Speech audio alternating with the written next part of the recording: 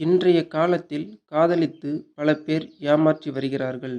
அப்படி ஏமாந்து வாழ்க்கையை இழந்து நிற்பவர்களுக்காக இந்த வீடியோ பதிவு சமர்ப்பணம். இன்றைய காலகட்டத்தில் உழைத்து வாழ்க்கையில் முன்னேறுவதை விரும்புவதில்லை இன்றைய சில காதலிகள். காதலிக்கும் போது ஆடம்பரம், பணம், வேலை, சொத்து இவற்றை பார்ப்பதில்லை. காதலித்து சில வருடங்கள் கழித்து திருமணம் நடக்கும்போதுதான் உனக்கு சரியான வேலை இல்லை, பணம், சொத்து இவற்றை கணக்கு போடும் காதலிகள். எங்கள் வீட்டில் பெற்றோர்கள் சம்மதிக்கவில்லை என்று சொல்லி ஏமாற்றி வருகிறார்கள் சில காதலிகள். அப்படி ஏமாந்தவர்கள் மீண்டும் வாழ்க்கையில் நல்ல நிலைமைக்கு செல்ல நமக்கு வழிகாட்டியாக விளங்கும் நம் தமிழ்நாட்டின் வெற்றி வீரனின் வாழ்க்கை கதை இதோ. நமது தமிழ்நாட்டில் பிறந்து இந்திய அணிக்கும் நமது தாய் மண்ணிற்கும் பெருமையை தேடித்தந்த இந்திய அணியின் கிரிக்கெட் வீரர் தினேஷ் கார்த்திக்கின் வாழ்க்கை சரித்திரம்.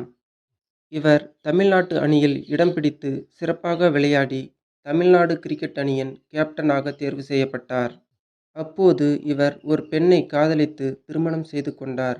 ஆனால் அந்த பெண் இவரிடம் உண்மையாக நடந்து கொள்ளவில்லை.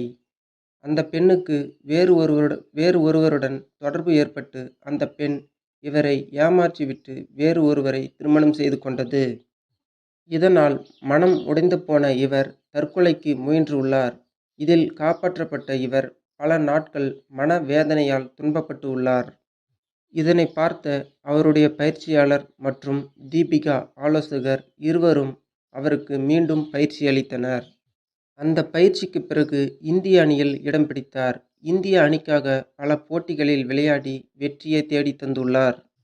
தமிழ்நாடு அணியில் இருந்து இந்தியா மட்டுமில்லாமல் உலகம் முழுவதும் இவரை சிறந்த கிரிக்கெட் வீரர் என்று காட்டிய தனது வாழ்க்கையின் உச்சத்தை தொட காரணமாக இருந்த தனது ஆலோசகரான தீபிகாவை திருமணம் செய்து கொண்டார். அவர் தற்போது மனைவி மற்றும் 2 குழந்தைகளுடன் சந்தோஷமாக வாழ்ந்து வருகிறார். இதுபோன்று நம் வாழ்க்கையில் பல கஷ்டங்களையும் ஏமாற்றத்தையும் சந்தித்திருப்போம். நாமும் நல்ல நிலைமைக்கு செல்ல இறைவன் வழிகாட்டுவார். இவரை முன் உதாரணமாக வைத்து நாமும் வாழ்க்கையில் முன்னேறுவோம். நன்றி, வணக்கம்.